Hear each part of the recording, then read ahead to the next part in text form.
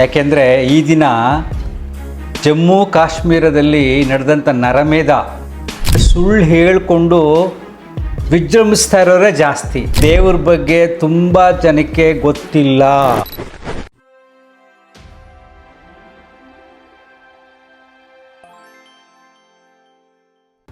ನಮಸ್ಕಾರ ಸ್ನೇಹಿತರೆ, ಈ ವಿಡಿಯೋ ತುಂಬ ಬೇಸರದಿಂದ ಮಾಡ್ತಾಯಿದ್ದೀನಿ. ಯಾಕೆಂದರೆ ಈ ದಿನ ಜಮ್ಮು ಕಾಶ್ಮೀರದಲ್ಲಿ ನಡೆದಂಥ ನರಮೇಧ, ಈ ವಿಚಾರಗಳು ನನ್ನ ಮನಸ್ಸಲ್ಲಿ ಪದೇ ಪದೇ ಬರ್ತಾ ಇರುತ್ತೆ. ಈ ಭೂಮಿಯ ಮೇಲೆ ಮನುಕುಲ ನಾಶವಾಗುವುದೇ ದೇವರು ಧರ್ಮಗಳಿಂದ. ಯಾಕೆಂದರೆ ದೇವ್ರ ಬಗ್ಗೆ ತುಂಬ ಜನಕ್ಕೆ ಗೊತ್ತಿಲ್ಲ. ಎಲ್ಲ ಬರೀ ದೇವರ ಬಗ್ಗೆ ಸುಳ್ಳು ಹೇಳಿಕೊಂಡು ವಿಜೃಂಭಿಸ್ತಾ ಇರೋರೇ ಜಾಸ್ತಿ.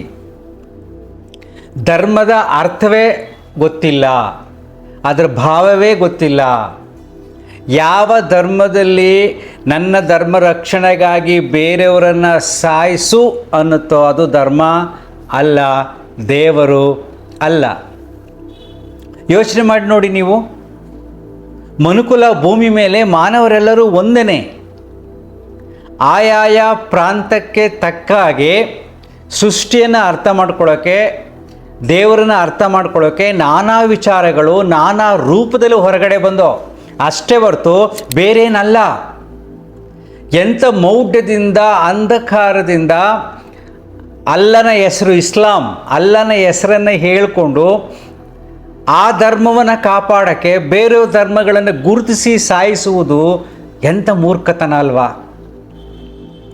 ಅಲ್ಲ, ಏನಾದರೂ ಈ ರೀತಿ ಬೇರೆ ಧರ್ಮದವ್ರನ್ನ ಹುಡುಕಿ ಸಾಯಿಸು, ನಾನೇ ಶ್ರೇಷ್ಠ ಅಂದರೆ ಅಲ್ಲ ದೇವರಲ್ಲ. ಆ ರೀತಿ ಅಲ್ಲ ಹೇಳಕ್ಕೆ ಸಾಧ್ಯನೇ ಇಲ್ಲ. ನಿನ್ನ ತಪ್ಪು ಕಲ್ಪನೆಗಳು ಅಥವಾ ಬೇರೆಯವರ ಮುಖಾಂತರ ಬಂದಿರತಕ್ಕಂಥ ತಪ್ಪು ತಿಳುವಳಿಕೆಗಳು, ನಿನಗ್ಯಾರೋ ಸುಳ್ಳು ಹೇಳ್ತಾ ಇದ್ದಾರೆ. ಯಾವುದೇ ದೇವರು ಬೇರೆಯವ್ರನ್ನ ಸಾಯಿಸು ಅನ್ನುವುದಿಲ್ಲ. ಯಾಕೆಂದರೆ ಸೃಷ್ಟಿಯಲ್ಲಿ ಎಲ್ಲ ಜೀವಿಗಳು ಅವನದೇ, ಅವನ ಸೃಷ್ಟಿಯೇ, ಅವನೇ ಅಲ್ಟಿಮೇಟ್ ಅಂತ ಹೇಳಿದಾಗ ಏಕೆ ನಾವು ಬೇರೆ ಸಾಯಿಸಕ್ಕೆ ಹೋಗ್ತೀವಿ ನಾವು? ಅಲ್ವಾ? ಯೋಚನೆ ಮಾಡಿ ನೋಡಿ. ಇವತ್ತು ಜಮ್ಮು ಕಾಶ್ಮೀರದಲ್ಲಿ ಹೆಸರು ಕೇಳ್ಕೊಂಡು ಬೇರೆ ಧರ್ಮದವರು ಹೆಸರನ್ನ ಕೇಳ್ಕೊಂಡು ಸಾಯಿಸಿದ್ದಾರೆ ಅಂದರೆ ಅವರ ಮನಸ್ಸಿಗೆ ಯಾವ ರೀತಿಯಾದ ಮೌಢ್ಯತೆಯನ್ನು, ದೇವ್ರ ಬಗ್ಗೆ ಹೇಳ್ತಾ ಇರೋದು, ಧರ್ಮದ ಬಗ್ಗೆ ಆ ಮೌಢ್ಯತೆಯನ್ನು ತುಂಬಿದ್ದಾರೆ ಅನ್ನೋದನ್ನು, ಆ ತುಂಬಿದರಲ್ಲ ಅವರು ನಿಜವಾದ ಭಯೋತ್ಪಾದಕರು. ಸಾಯಿಸ್ತಾರೆ ಬಿಡಿ, ಅವನ ಪ್ರಾಣಿಗಳು, ಅವಕ್ಕೇನು ಗೊತ್ತಿರಲ್ಲ, ತಲೆಗೆಲ್ಲ ತುಂಬಿಟ್ಟಿರ್ತಾರೆ. ಸೊ ಈ ತುಂಬ್ತಾರಕ್ಕೆ ಸಪೋರ್ಟ್ ಮಾಡೋರು ಯಾರು? ಸಡನ್ ನಮ್ಮ ಕಣ್ಣು ಮುಂದೆ ಬರೋದೇ ಪಾಕಿಸ್ತಾನ. ಇವತ್ತು ವಿಡಿಯೋದಲ್ಲಿ ನಾನು ಏನು ಹೇಳ್ತೀನಿ ಅಂದರೆ, ಭಾರತದ ಮುಸ್ಲಿಮರು ಈಗಲಾದರೂ ಎಚ್ಚೆತ್ತುಕೊಳ್ಳಿ. ಧರ್ಮಾತೀತವಾಗಿ ಎಲ್ಲ ಧರ್ಮವನ್ನು ತ್ಯಜಿಸಿ ಭಾರತೀಯರಾಗಿ ಮುಸ್ಲಿಮರು ಹೋರಾಟ ಮಾಡಬೇಕೀಗ. ನಾವು ಧರ್ಮದಿಂದ ಹೊರಗಡೆ ಬರೋಣ, ನಾವು ಭಾರತೀಯರಾಗೋಣ. ಭಾರತೀಯರೆಲ್ಲರಿಗೂ ಒಂದೇ ಕಾನೂನು ಇರಬೇಕು, ಒಂದೇ ಕಾನೂನು ಗೌರವಿಸುವ ಮನೋಭಾವ ಪ್ರತಿ ಧರ್ಮದವರಿಗೂ ಬರಬೇಕು. ಕಾಮನ್ ಸಿವಿಲ್ ಕೋಡ್ ಬರಲಿ, ನಮ್ಮ ಭಾರತವನ್ನು ನಾವು ರಕ್ಷಣೆ ಮಾಡೋಣ ಅನ್ನತಕ್ಕಂಥ ಚಿಂತನೆ ಮುಸ್ಲಿಮರಿಗೆ ಬರಬೇಕು. ಐಡೆಂಟಿಫೈ ಮಾಡಿಕೊಂಡು ಹಿಂದೂಗಳು ಬೇರೆ, ಮುಸ್ಲಿಮ್ ಬೇರೆ, ಕ್ರಿಶ್ಚಿಯನ್ಸ್ ಬೇರೆ, ಬುದ್ಧಿಸಮ್ ಬೇರೆ, ಬೇರೆ ಬೇರೆ ಅನ್ನತಕ್ಕಂಥ ಮನಸ್ಥಿತಿ ಯಾವ ವ್ಯಕ್ತಿಯಲ್ಲಿ ಭಾರತದಲ್ಲಿ ಬರುತ್ತೋ ಅವನು ಭಾರತದಲ್ಲಿ ಇರೋಕೆ ಅವನಿಗೆ ಯೋಗ್ಯತೆ ಇಲ್ಲ. ಯಾಕೆ ಅಂದರೆ ನಾವೆಲ್ಲ ಕಡೆ ನೋಡ್ತಾ ಇದ್ದೀವಿ, ಇಸ್ರೇಲ್ ಪ್ಯಾಲೆಸ್ಟೈನ್ ಎಂಥ ಯುದ್ಧ ನಡೀತಾ ಇದೆ ಕಣ್ಣು ಮುಂದೆ. ನೀವು ನೋಡ್ತಾ ಇಲ್ಲ ಟಿ ವಿಗಳ ಸಣ್ಣ ಪುಟ್ಟ ರಾಜಕೀಯ ನೋಡ್ತೀರಿ ನೀವು. ಸ್ವಲ್ಪ ಇಂಗ್ಲೀಷ್ ಚಾನಲ್ಗಳನ್ನು ನೋಡಿ, ಅಲ್ಲಿ ಪ್ರತಿನಿತ್ಯ ಬಾಂಬ್ಗಳು ಬೀಳ್ತಾ ಇದೆ. ಹೆಣ್ಣುಮಕ್ಕಳು, ವಯಸ್ಸಾದವರು, ಚಿಕ್ಕ ಮಕ್ಕಳುಗಳೆಲ್ಲ ಸಾಯ್ತಾ ಇದ್ದಾರೆ. ಅದನ್ನು ಯಾವ ದೇವ್ರು ಬಂದು ಕಂಟ್ರೋಲ್ ಮಾಡಿದ್ದಾರೆ? ಅಲ್ಲ ಬಂದು ಕಂಟ್ರೋಲ್ ಮಾಡಿಲ್ಲ, ಜೀಸಸ್ ಬಂದು ಕಂಟ್ರೋಲ್ ಮಾಡಿಲ್ಲ, ಯಾವ ದೇವರು ಬಂದು ಕಂಟ್ರೋಲ್ ಮಾಡಿಲ್ಲ. ಅದನ್ನು ನೋಡಿ ಯಾಕೆ ನೀವು ಇನ್ನೂ ಕಲ್ತಿಲ್ಲ? 40,000 ಜನ, 50,000 ಜನ ಸಾಯ್ತಾ ಇದ್ದಾರೆ, ಯುದ್ಧಗಳು ಬೀಳ್ತಾ ಇದೆ, ಸೊಫಿಸ್ಟಿಕೇಟೆಡ್ ವೆಪನ್ಸ್ ಬರ್ತಾ ಇದೆ, ಎಂತೆಂಥ ದೊಡ್ಡ ದೊಡ್ಡ ವಿಮಾನಗಳು ಬಂದು ಬಾಂಬ್ ಆಗ್ತಾ ಇದೆ. ಅದನ್ನು ಯಾಕೆ ನೀವು ಗುರುತಿಸ್ತಾ ಇಲ್ಲ? ಈ ದಿನ ಯಾವುದೋ ಅರಿಕತೆ ಎಲ್ಲ ಇದು ಯಾರೋ ಹೇಳಿದ್ದಲ್ಲ. ಭಾರತದ ಮುಸ್ಲಿಮರಿಗೋಸ್ಕರ ನಾನು ಈ ವಿಚಾರ ಮಾತಾಡ್ತಾ ಇದ್ದೀನಿ. ನೀವು ಎಲ್ಲರೂ ಒಗ್ಗಟ್ಟಾಗಿದ್ದೀರಾ. ಹಿಂದೂಗಳಲ್ಲಿ ಸ್ವಲ್ಪ ಡಿವಿಷನ್ ಇದೆ ಇನ್ನೂ ಕೂಡ. ನೀವು ಒಗ್ಗಟ್ಟಾಗಿದ್ದೀರಾ, ನೀವು ಮುಂದೆ ಬನ್ನಿ. ಏನಂತ? ನಾವೆಲ್ಲರೂ ಭಾರತೀಯರಾಗಬೇಕು, ಧರ್ಮಾತೀತವಾಗಬೇಕು. ಇಸ್ಲಾಂ ಧರ್ಮ ಬೇಡ, ಹಿಂದೂ ಧರ್ಮ ಬೇಡ, ಮುಸ್ಲಿಂ ಬೇರೆ ಯಾವುದೇ ಧರ್ಮಗಳು ಬೇಡ, ಭಾರತೀಯ ಧರ್ಮ ಬೇಕು. ನಮ್ಮ ದೇಶವನ್ನು ರಕ್ಷಣೆ ಮಾಡ್ಕೋಬೇಕು. ಇಂಥ ಸುಭಿಕ್ಷವಾದ ಸುರಕ್ಷಿತವಾದ ದೇಶ ಸಿಗಲ್ಲರಿ. ಇರಾನಲ್ಲಿ ಯುದ್ಧಗಳು ಸ್ಟಾರ್ಟ್ ಆಗುತ್ತೆ, ಬೇರೆ ಬೇರೆ ಕಡೆಯೆಲ್ಲ ಯುದ್ಧಗಳು ಸ್ಟಾರ್ಟ್ ಆಗ್ತಾ ಇರುತ್ತೆ. ಯುದ್ಧದಿಂದಲೇ ಜನ ಸಾಯ್ತಾ ಇರ್ತಾರೆ. ಅಟ್ಲೀಸ್ಟ್ ನಮ್ಮ ದೇಶವನ್ನು ನಾವು ಕಾಪಾಡ್ಕೊಳ್ಳೋಣ. ಈ ಭಾರತ ದೇಶದಲ್ಲಿ ನಾವು ಎಲ್ಲರೂ, ಪ್ರತಿಯೊಬ್ಬರು, ಎಲ್ಲ ಧರ್ಮೀಯರು ಒಂದಾಗಿ ಸಂತೋಷದಿಂದ ಬಾಳಬೇಕು ಅಂದರೆ ಈಗ ಮುಸ್ಲಿಮರು ಎಚ್ಚೆತ್ತುಕೊಳ್ಳಬೇಕು. ಯಾಕೆಂದರೆ ಈ ಭಾವನೆಗಳು ಎಲ್ಲರಲ್ಲೂ ಬರ್ತಾ ಇದೆ, ಅವರು ಬೇರೆ ಇವರು ಬೇರೆ ಅಂತ. ಸೊ ಹಿಂದೂಗಳಿಗೂ ನಾನು ಅಷ್ಟೇ ಹೇಳೋದು, ಈಗ 30 ಕೋಟಿ ಮುಸ್ಲಿಮರನ್ನು ನಾವು ದೇಶದ ಹೊರಗಡೆ ಹಾಕೋಕ್ಕಾಗಲ್ಲ. ಅವರನ್ನು ನಾವು ಅಣ್ಣ ತಮ್ಮಂದಿರ ರೀತಿ ನಾವು ಭಾವಿಸಬೇಕು. ಈ 30 ಕೋಟಿ ಮುಸ್ಲಿಮರು ಉಳಿದ ಎಲ್ಲ ಧರ್ಮದವರು ತಮ್ಮವರೆಂದು ಭಾವಿಸಬೇಕು. ಒಂದು ಸಿಂಪಲ್ ಹೇಳ್ತೀನಿ, ನಿಜವಾಗೂ ಧರ್ಮ ನಿಮ್ಗೆ ಅರ್ಥ ಆದರೆ, ದೇವರು ನಿಮ್ಗೆ ಅರ್ಥ ಆದರೆ, ಎಲ್ಲ ಹಿಂದೂಗಳನ್ನು ಪ್ರತಿ ವಾರದಲ್ಲಿ ಒಂದು ದಿನ ಮಸೀದಿಗೆ ಆಹ್ವಾನ ಮಾಡಿ ಕರೀರಿ. ಒಂದಾಗಿ ಮಸೀದಿನಲ್ಲಿ ಕುಳಿತುಕೊಳ್ಳಿ. ಬೇರೆ ಬೇರೆ ಧರ್ಮಗಳ ಬಗ್ಗೆ ಮಾತಾಡತಕ್ಕಂಥ ಪ್ರಚೋದನಕಾರಿಯಾದ ಭಾಷಣಗಳನ್ನು ನಿಲ್ಲಿಸಿ.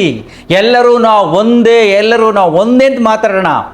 ಹಿಂದೂಗಳು ಅಷ್ಟೇ, ಮುಸ್ಲಿಮರು ಅಷ್ಟೇ, ಕ್ರಿಶ್ಚಿಯನ್ಸು ಅಷ್ಟೇ, ಬೇರೆ ಬೇರೆ ಧರ್ಮದವರು ನಾವೆಲ್ಲರೂ ಒಂದು, ನಾವೆಲ್ಲರೂ ಭಾರತೀಯರಾಗೋಣ ಅಂತ ನೀವು ಮಸೀದಿಗೆ ಕರೀರಿ. ಮಸೀದಿಲಿರೋ ಅಲ್ಲ ಬೇರೆ ಅಲ್ಲ, ದೇವಸ್ಥಾನ ಇರ್ತಕ್ಕಂಥ ರಾಮ ಬೇರೆ ಅಲ್ಲ. ಆಯಾಯ ಜನಗಳ ಮನಸ್ಥಿತಿಗೆ, ಕಾಲಕ್ಕೆ ತಕ್ಕಂತೆ, ಅವರು ಭಾವನೆಗಳಿಗೆ ತಕ್ಕಂತೆ ಒಂದನ್ನು ಮಾಡಿಕೊಂಡಿದ್ದಾರೆ.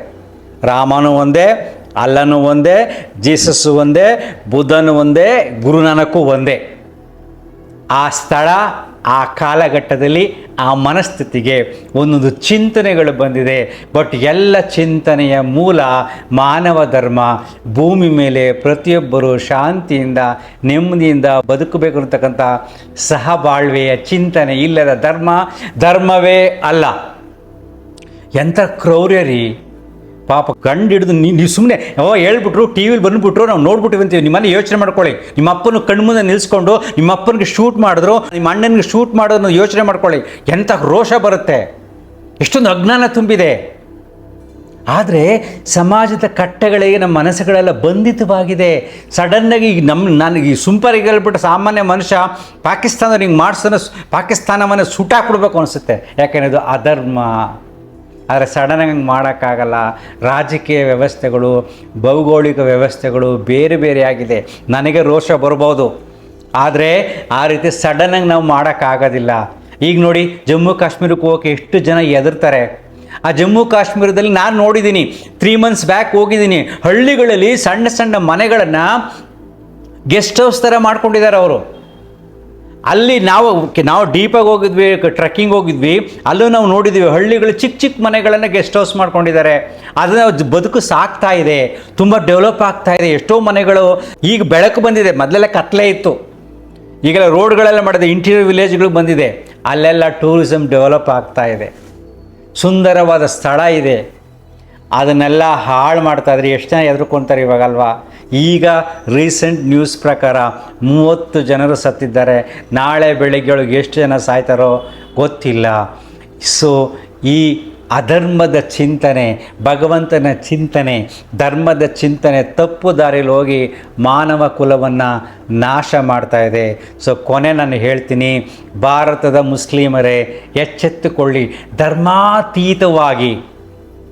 ಧರ್ಮಾತೀತವಾಗಿ ಭಾರತೀಯರಾಗಿ ಮೊದಲು ನಿಮ್ಮ ಮಸೀದಿಗೆ ಪ್ರತಿಯೊಬ್ಬ ಹಿಂದೂಗಳನ್ನು ವೆಲ್ಕಮ್ ಮಾಡಿ. ಅಂದರೆ ಹಿಂದೂಗಳು ಅಂದರೆ ಈ ಕ್ಷಣ ಅಷ್ಟೇ, ಎಲ್ಲರೂ ಭಾರತೀಯರು ಅಷ್ಟೇ.